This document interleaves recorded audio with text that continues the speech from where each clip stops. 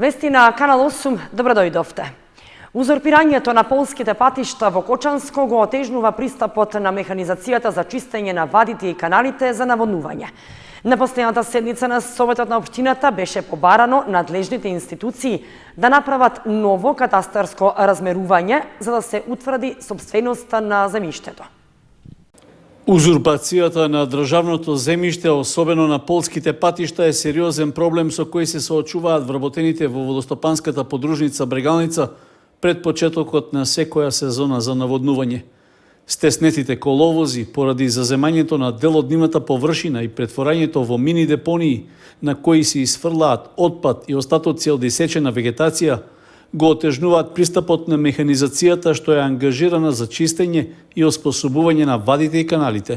Проблемот со узурпирањето се провлекува со години и покрај досегашните иницијативи за соодветно решение. Тој се уште е актуелен и видлив токму во овој период од годината. Локалната самоуправа на Кочани нема законска надлежност врз земјоделското земјиште, особено во делот на разграничувањето на парцелите што се во приватна и државна собственост. На последната седница на Советот на општината, проблемот повторно беше посочен преку можноста за советнички прашања. При тоа беше побарано ангажман и на државните институции, кои имаат надлежност за негово решавање.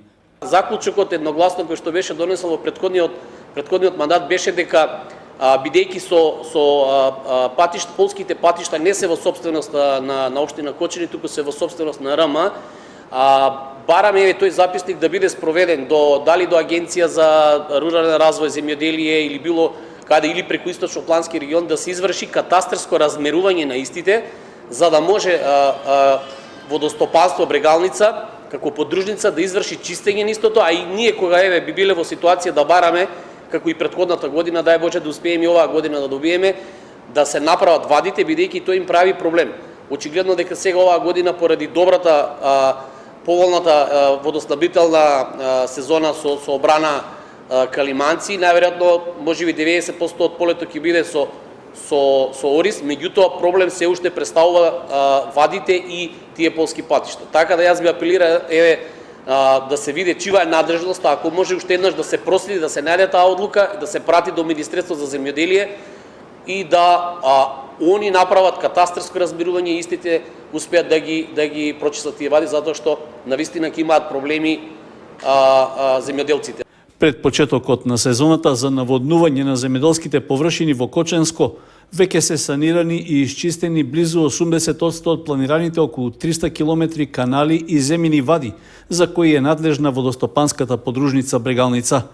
Чистењето на преостанатите оди побавно, токму поради узурпираните пристапни патишта и површини покрај бреговите на речните корита. Завршена е изградбата на резервоар за вода од 60 кубни метри во Зрновци, за што беа инвестирани околу 30.000 евра. Со новиот објект значително ќе се подобри водоснабдувањето на корисниците.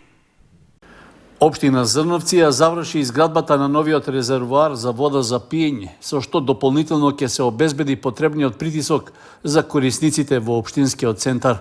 Во тек е зонирањето за водоснабдување на домакинствата на улицата Маршал Тито, на стамбените згради кај местноста Хидроцентрала, кај местноста Марена, како и во Босилеградско маало. Резервоарот за вода е со капацитет од 60 кубни метри и ќе биде дел од постојната секундарна водоводна мрежа. Вредноста на целата инвестиција е над 2 милиона денари, а парите општина Зрновци ги обезбеди преку Бирото за регионален развој. Со изградбата на новиот објект се проширува капацитетот на системот за водоснабдување, со што ќе се зголеми и бројот на домакинства кои ќе користат вода од јавниот водовод. Освен тоа, ќе се постигне и намалување на оптовареноста на примарната мрежа, а жителите ќе имаат постојан притисок во водоводната мрежа. Слична инвестиција имаше и пред неколку години, кога беше инсталиран нов резервоар за вода со капацитет од 50 кубни метри. Со тоа беше обезбедено подобро водоснабдување на домакинствата од десната страна на реката Зрновка. Општина Кочани објави јавен конкурс за доделување на 2 стипендии по 3.000 денари на една спортска екипа и еден спортист. Заинтересираните кандидати потребната документација треба да ја поднесат најдоцна до 15 март до едношалтерската канцеларија на општината, по пошта или пак електронски преку апликацијата М-заедница. Локалната самоуправа на Кочани објави јавен конкурс за доделување на 2 спортски стипендии, што се наменети за една спортска екипа и еден спортист кои минатата година имале големи успеси и достигнување во областа на спортот. Износот е 3000 денари месечно, а стипендијата ќе се доделува за период од 10 месеци. Исплатата ќе почне од март, а ќе заврши во декември. Средствата се обезбедени од буџетот на општината за 2024 година. Право да учествуваат имаат кандидати кои се жители на Кочани, да се на возраст од 17 до 20 години. Исто така потребно е да бидат и членови на спортски клуб, друштво, асоциација или пак национални спортски федерации. Лицата кои ќе се пријават треба да имаат учествувано и на национални или меѓународни систем надпревари, како што се атлетика, борење, кошарка, кикбокс, шах и во други спортови наведени во конкурсот.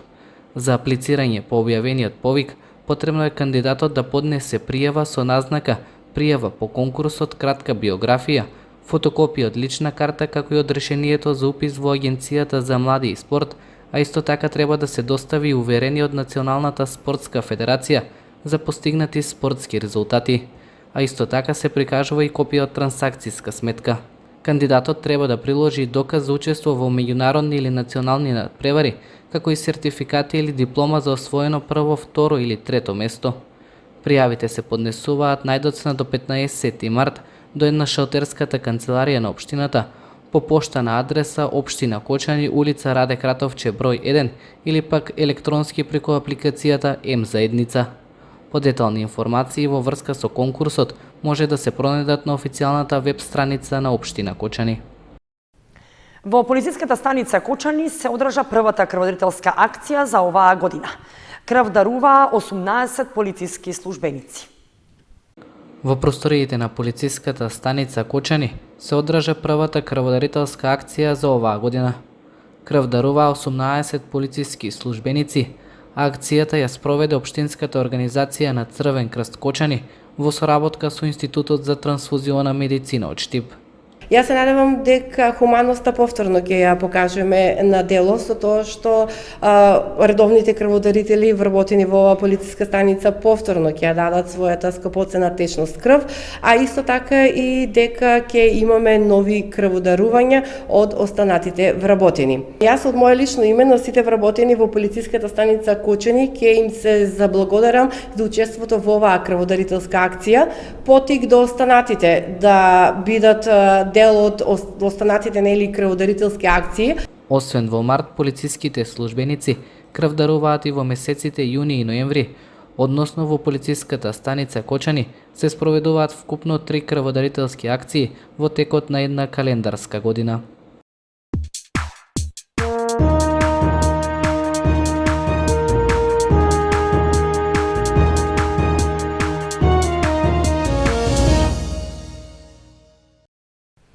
И за крај информацијата од спортот. Во првенството на втората фудбалска лига се одигра 19-тото коло.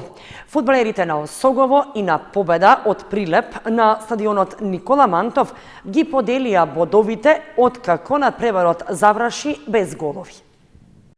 Во првенството на втората фудбалска лига се одиграа надпреварите од 19-тото коло. Осогово беше домаќин на Прилепска Победа. Средбата заврши без голови. Со тоа двете екипи ги поделија бодовите. Жолто-сините не го остварија планот токму против еден од директните конкуренти да освојат 3 бода и полесно да одржат чекор за опстанок во лигата. На теренот прикажаа слаба игра. Со грешки беше меѓусебното додавање на топката, а тешко се стигнуваше и до противничкиот 16-ник за да можат да создадат шанса за погодок. Од друга страна, гостите од Прилеп со честите прекини и одолговлекувања создаваа нервоза кај противникот. Поради тоа, фудбалерите на Осогово заработија неколку жолти и еден црвен картон. Па така, наместо да се радуваат на успех, домашните фудбалери во поголем дел од 90 минути се обидуваат да стигнат до средината на теренот, без посериозен обид да ја затресат гостинската мрежа. Со поделбата на бодовите и двете екипи остануваат на досегашните позиции на дното на табелата. Осогово на 14-та, а победа на 13-та. Во следното 20-то коло што ќе се игра в сабота, жолтосините ќе гостуваат во Охрид против тимот на Лихнидос, кој се наоѓа во среднината на табелата.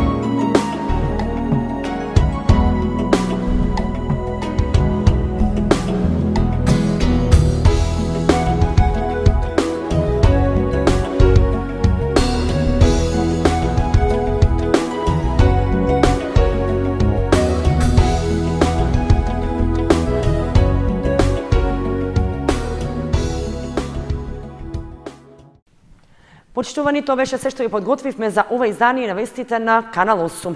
Останете понатаму со нашата програма. Довидување.